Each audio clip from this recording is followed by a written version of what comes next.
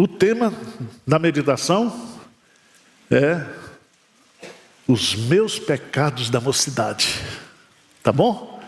Então você vai voltar para casa hoje lembrando os meus pecados. A gente gosta dos seus pecados, não é isso? Seus pecados. Então você aprontou quando era jovem, hoje você é presbítero, pastor. Aí chega um adolescente lá, porque lanchou antes de tocar a campainha, você desce o porrete nele. Aí com aquele... Irmãos, a Bíblia diz que nós devemos ser misericordiosos. Porque às vezes a gente trata uns aos outros com um ar assim de santidade, que eu vou te dizer. E Jesus combateu muito isso, né? Vamos ler lá, Salmo 25, versículo 7. Davi está pedindo para Deus. O que ele pede para Deus? O que ele diz aí? Não te lembres dos meus pecados da mocidade, nem das minhas transgressões. Segundo, por causa da tua bondade, ó Senhor. Então, Senhor, esqueça o meu passado e se lembre que o Senhor é misericordioso, que o Senhor é bondoso. Essa oração é fácil, você não faz não? Senhor, me erra. Você acredita? Vamos lá para Jó. Jó capítulo 13.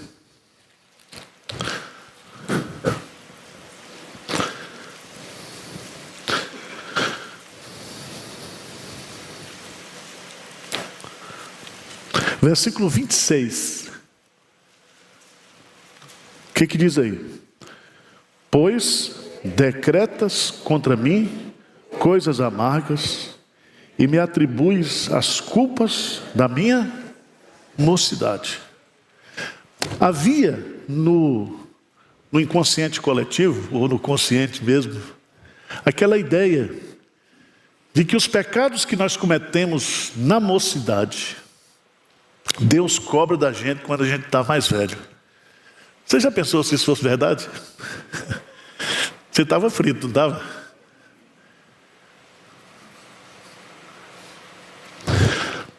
Mas eu quero focar nessa expressão.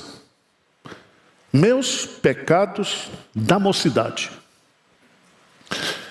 E a pergunta que eu faço aqui para o texto, para a nossa meditação, é: será que existe pecado de faixa etária? Tem pecado de criança? Pecado de adolescente? Ah, isso é coisa de jovem. Pecado de jovem.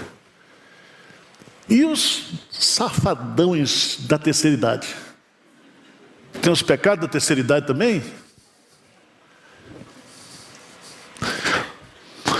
Você sabe que na Bíblia não tem nem pecadinho, nem pecadão. Tudo é pecado. Pecado é toda transgressão contra a lei de Deus. A gente peca e vai continuar pecando, porque nós estamos livres do poder do pecado, mas não da presença do pecado.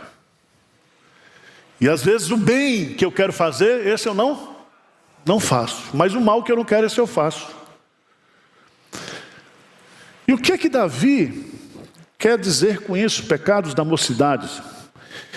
E eu fui estudar esse assunto, porque me interessou e eu estou falando para os jovens, apesar de que muitos estão dormindo, não vieram ainda, mas vai ficar aí no vídeo. Quais seriam os pecados da mocidade? Pecados da mocidade. E o primeiro pecado que eu vejo na Bíblia, que é característico da mocidade, é o pecado da soberba, do orgulho. Todo jovem, ele está, até os 30 anos, num processo de autoafirmação. ele sai da adolescência, entra na juventude, e aí, ele, para se autoafirmar, ele sabe de tudo, entende de tudo. E agora é possível um jovem, ele sair da universidade e aos 30 anos ele já ter o título de doutor. Aí subiu para o cabeção mesmo, aí doidou. Eu estava vendo uma reportagem da CNN essa semana, mostrando que nesses últimos 2 anos houve um aumento de bilionários no mundo. E os grandes bilionários do mundo hoje estão na faixa de 30 anos. Veja aquele rapaz lá do Facebook, que agora está mudando para a Meta, a riqueza daquele homem.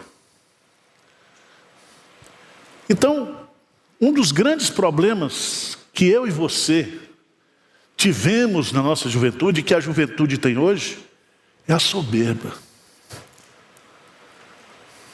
A soberba. E tem uns jovens que eles fazem questão de ser soberbo, porque a sociedade valoriza a soberba. O mundo ama a soberba, estimula a soberba. E se você não for soberbo, você é um Zé Mané.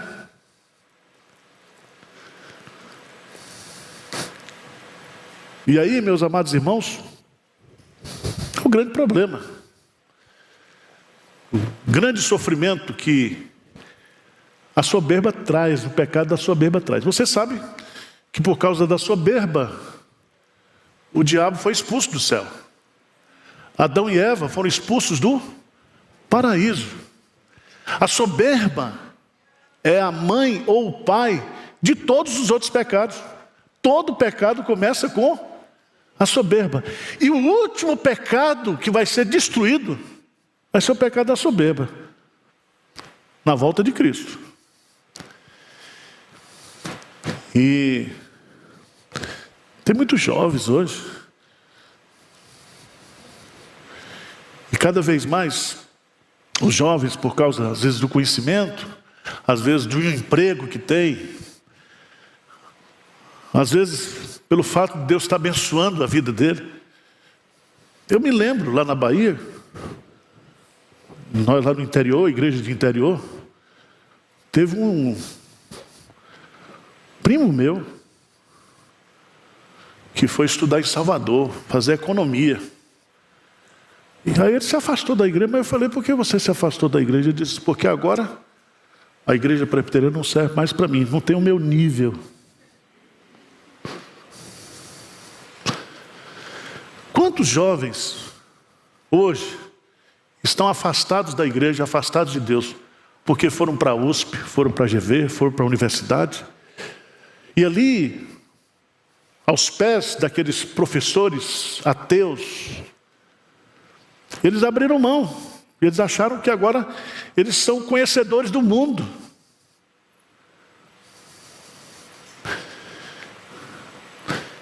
Irmãos, nós precisamos tomar muito cuidado com esse pecado.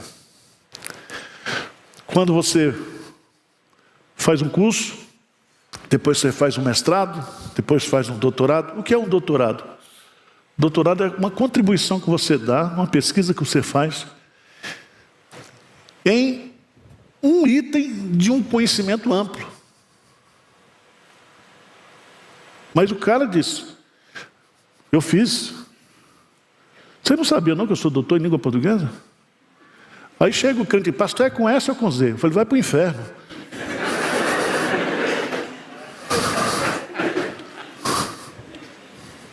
Entendeu? Sobe para a cabeça. Sobe para a cabeça. Hoje a juventude hoje anda com o nariz empinado. E a soberba gera um problema dessa geração agora que se chama narcisismo. Vocês conhecem essa fábula de Narciso? Que ele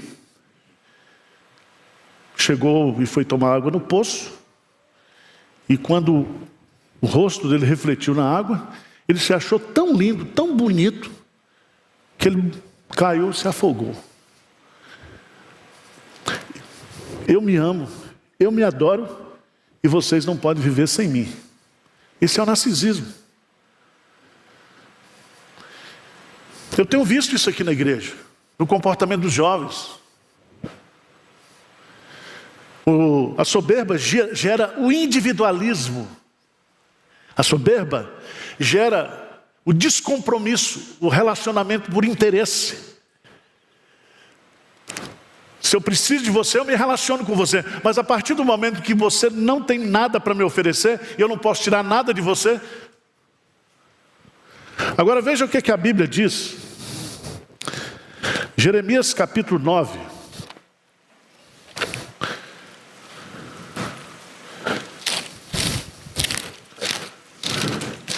Jeremias capítulo 9. Versículo 23. Diz assim: assim diz o Senhor, não se glorie o sábio na sua sabedoria. Deus, Ele é o Pai da sabedoria. E se alguém não tem sabedoria, peça a Deus que Ele dá. Tá? Não estamos dizendo aqui que somos contra o conhecimento. Pelo contrário. Mas quando o conhecimento se torna um fim em si mesmo e aumenta a sua soberba, é pecado.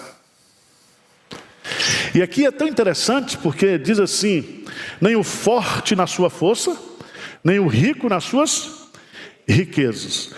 Na sua força aqui, está falando justamente da juventude. Vê lá, Isaías capítulo 40.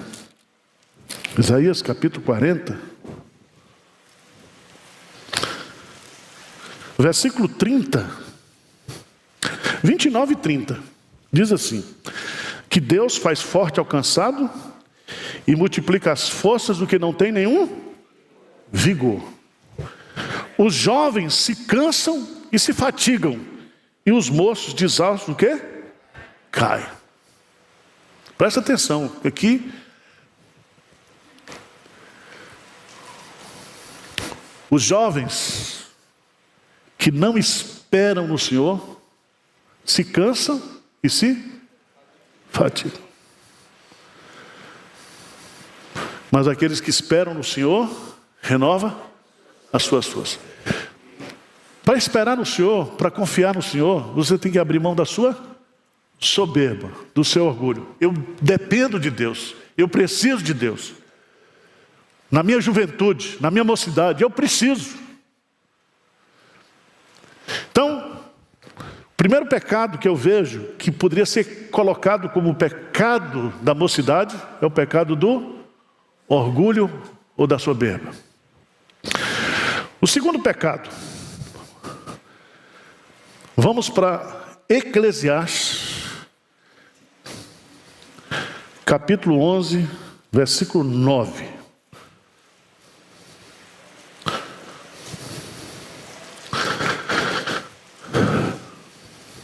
Eclesiastes 11, 9 diz assim, lê comigo aí. Alegra-te, jovem, na tua juventude, e recreie-se o teu coração nos dias da tua mocidade. Anda pelos caminhos que satisfazem ao teu coração e agradam os teus olhos.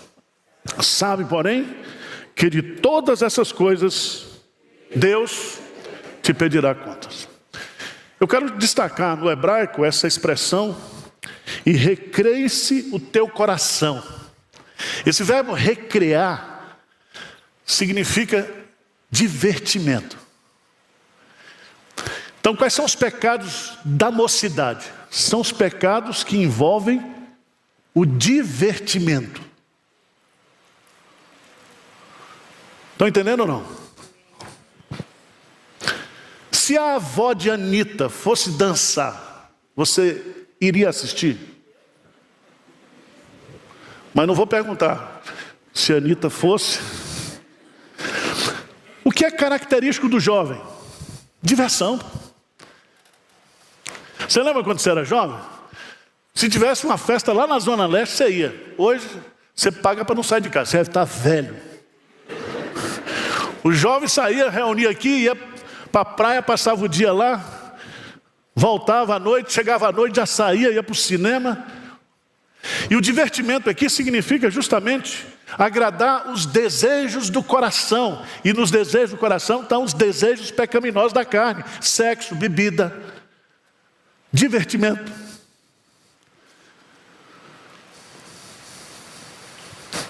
E Davi era crente desde criança, foi ungido por Deus, ainda jovem, para ser rei de Israel.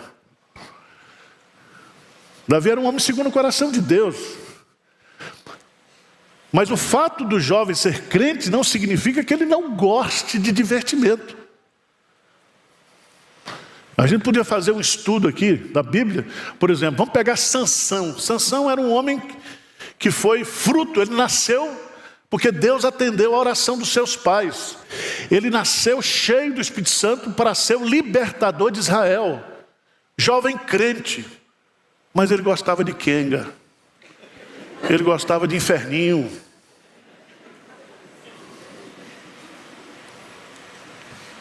Quem era Dalila? Prostituta. Primeira coisa que Sansão fez foi casar com uma mulher que não era crente para ofender seus pais. Porque nos desejos da carne, da mocidade, nós tomamos decisões o quê? Erradas, precipitadas. Irmãos, está claro no texto: alegra-te, jovem, na tua juventude, e recreie-se o teu coração nos dias da mocidade. Então, há os pecados da mocidade. Eu enfrentei um problema na igreja de Olinda uma vez, que um diácono, que era noivo, ia casar, foi para um happy hour da empresa dele, tomou uns goró lá, se envolveu com uma moça lá. Moça no sentido do Bradesco, tá? Moça, uma jovem. Engravidou a jovem. Noivo para casar, com tudo pronto.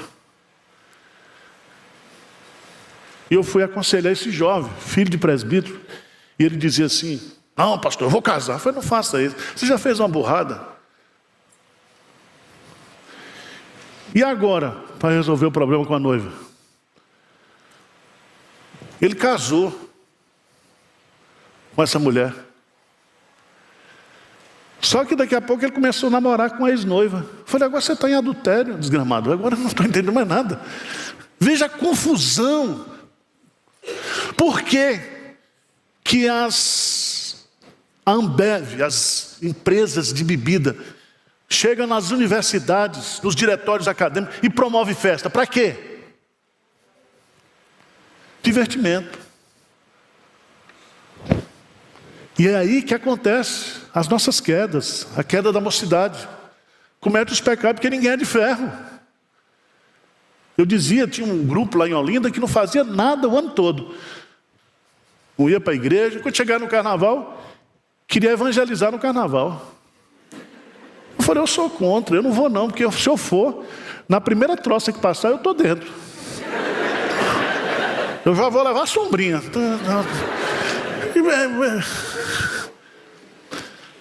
Me diga uma coisa: quando você vai para um forró, você que é jovem, você vai para glorificar a Deus ou glorificar a carne?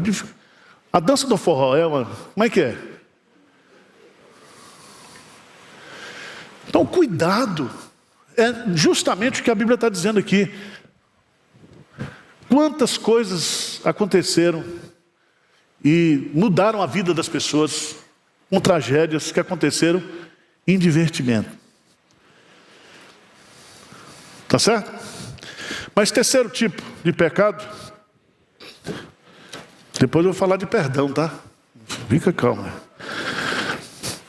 Porque ele diz: não te lembres dos meus pecados da mocidade. Pecado da soberba, pecado dos divertimentos. O que você topa passar aqui o que você aprontou? Posso passar no telão?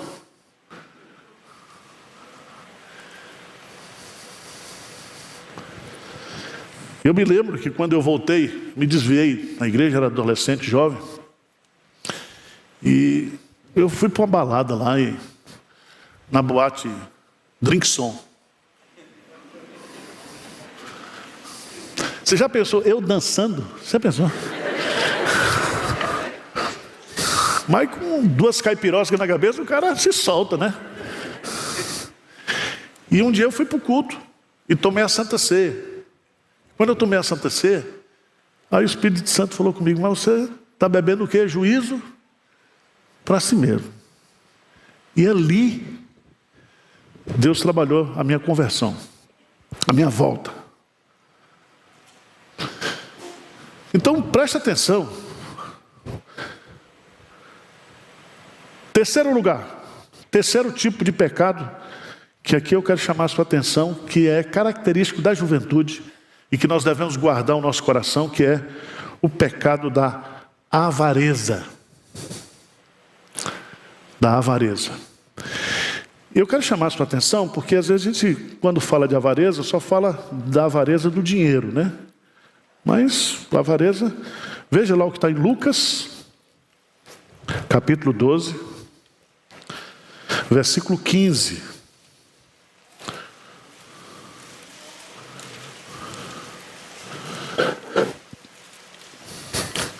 Jesus então diz assim: então lhes recomendou: tende cuidado e guardai-vos de toda e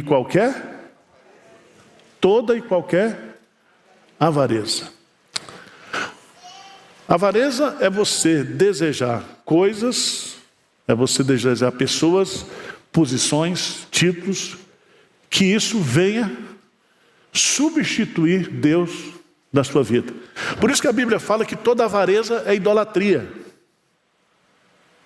É idolatria. E os jovens têm uma tendência de criar ídolos. Isso é uma figura muito importante.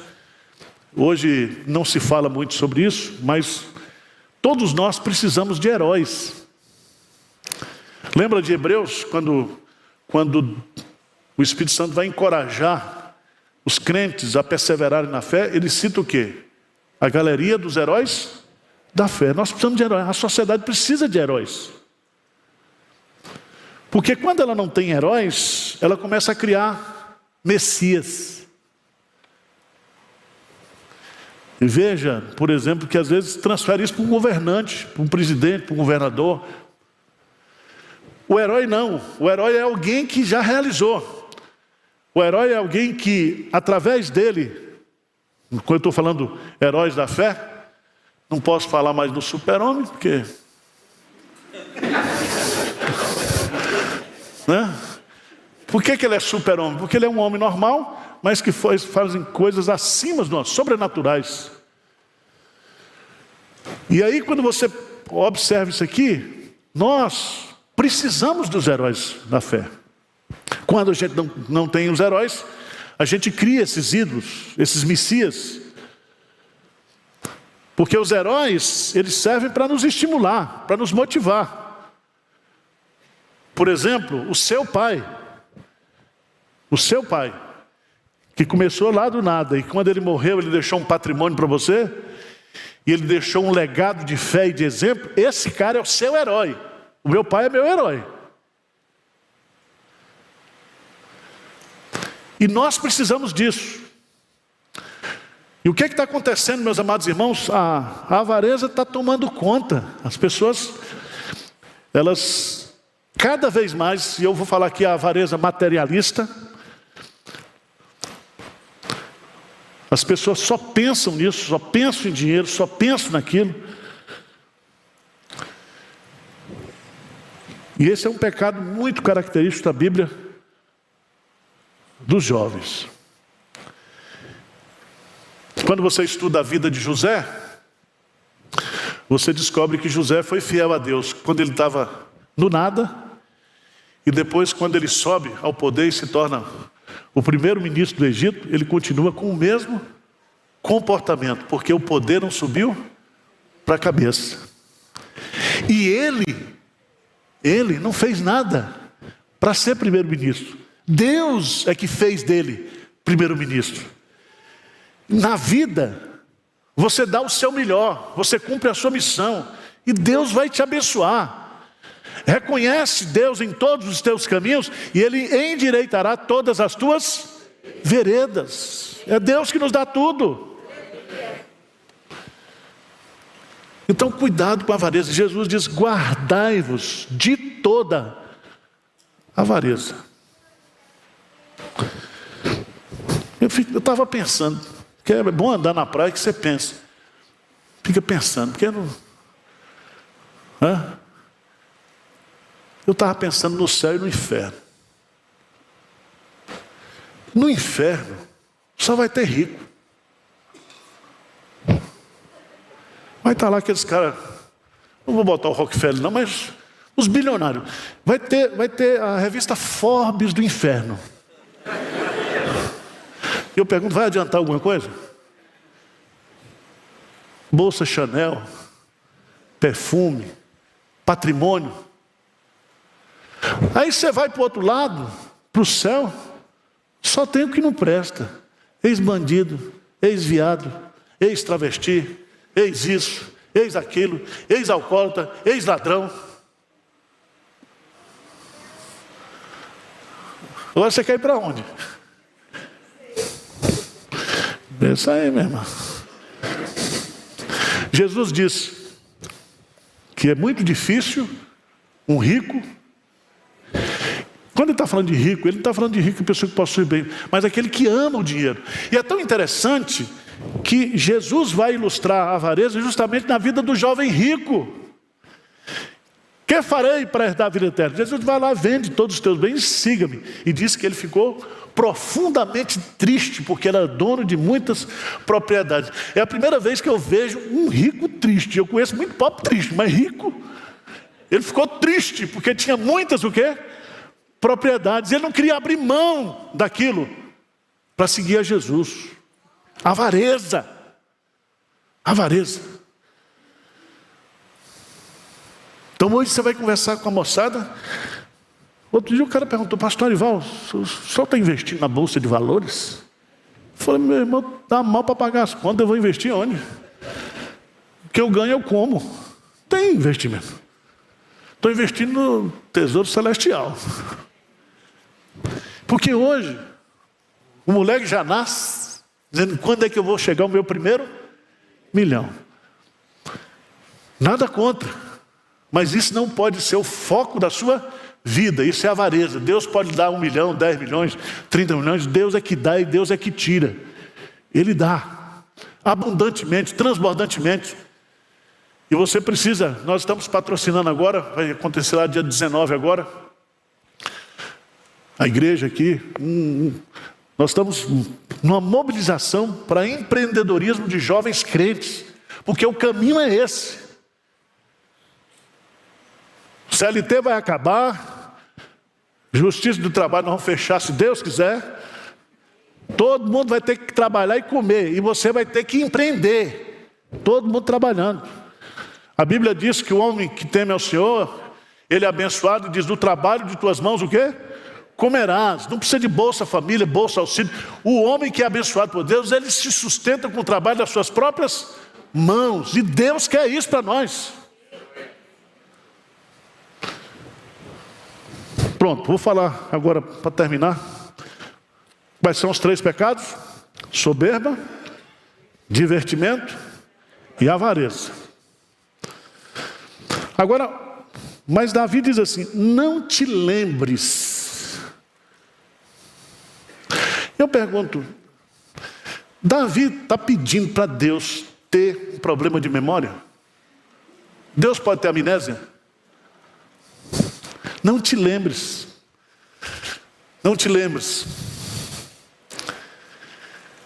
E lembrar aqui, lembra? Sempre esse verbo lembrar na Bíblia tem um intento de ir ao encontro daquele que é lembrado para abençoar a vida dele. Lembrou-se Deus de Sara e ela ficou grávida. Lembrou-se Deus de Israel e aí ele faz o projeto.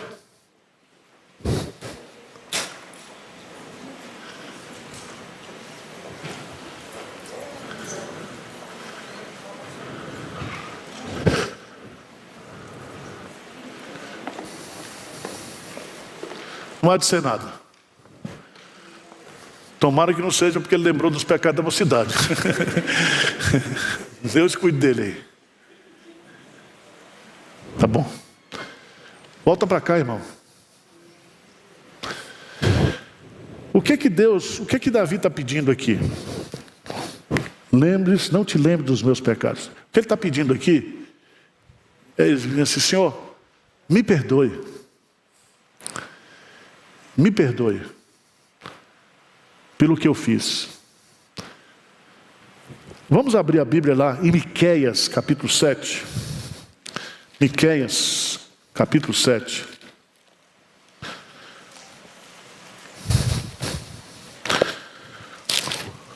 Último capítulo de Miqueias.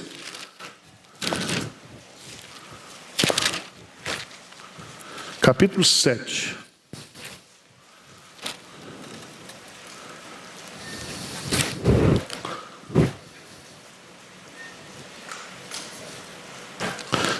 Vamos ler juntos? Versículo 18. Miqueias, capítulo 7, versículo 18. O que diz aí? Quem, ó Deus, é semelhante a ti, que perdoas a iniquidade e te esqueces da transgressão do restante da tua herança? O Senhor não retém a sua ira para sempre, porque tem prazer na misericórdia. Tornará a ter compaixão de nós, pisará aos pés as nossas iniquidades e lançará todos os nossos pecados nas profundezas do mar. Amém. Significa que se você se lembra e isso lhe incomoda, você ainda precisa confessar esse pecado. Mas você tem que se lembrar que pecado perdoado por Deus é pecado o quê? Esquecido. Tá bom? Pecado perdoado, pecado o quê? Esquecido. Você, quando paga a conta, tem uns que guarda 20 anos naquelas pastas. Não vá que a anel me cobre. Né? A gente gosta de guardar. Para que serve aquela conta paga? Só se alguém cobrar de novo. Aí você diz: não, eu já paguei. Mas Deus não vai cobrar de novo. Mas duas notícias boas para você e para mim, quando eu estava pensando nesse texto. Pecado da mocidade é bom porque dá para consertar. Dá ou não dá? Pecado de velho não dá para consertar porque morre.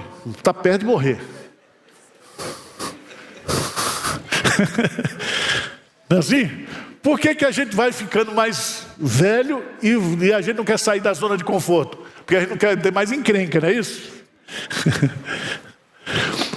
Então, quando você é novo, você se aventura, tenta uma coisa, tenta outra, etc., berra, acerta. Aí depois você tem tempo para consertar. Tem tempo.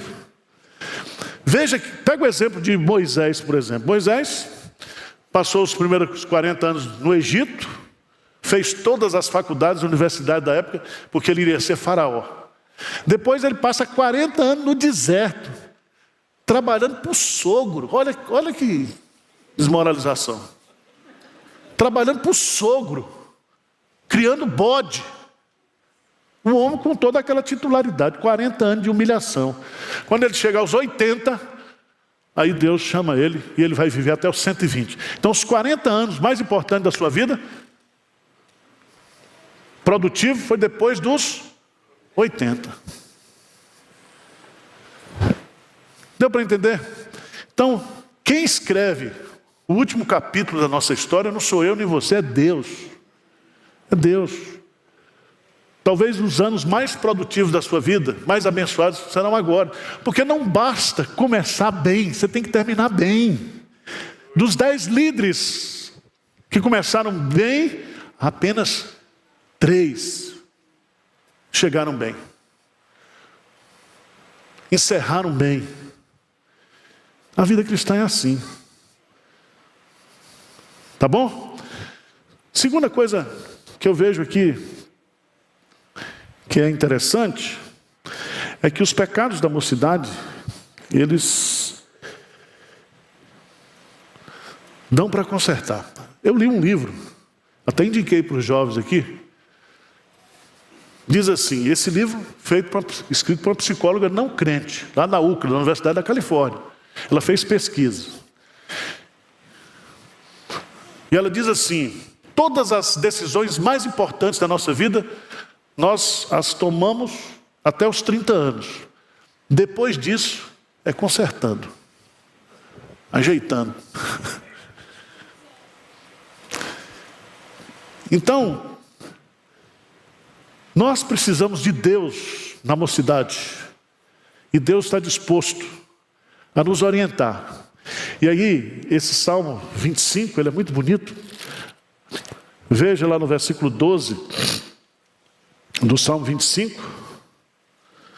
12 e 13, diz assim, ao homem que teme ao Senhor, Ele o instruirá no caminho que não é que Ele quer, é que Ele deve. Deus vai orientar. Então, a mocidade, se existem os pecados da mocidade, também existem as decisões importantes da mocidade, que Deus está pronto a nos ajudar, a nos instruir, a nos dirigir. Amém?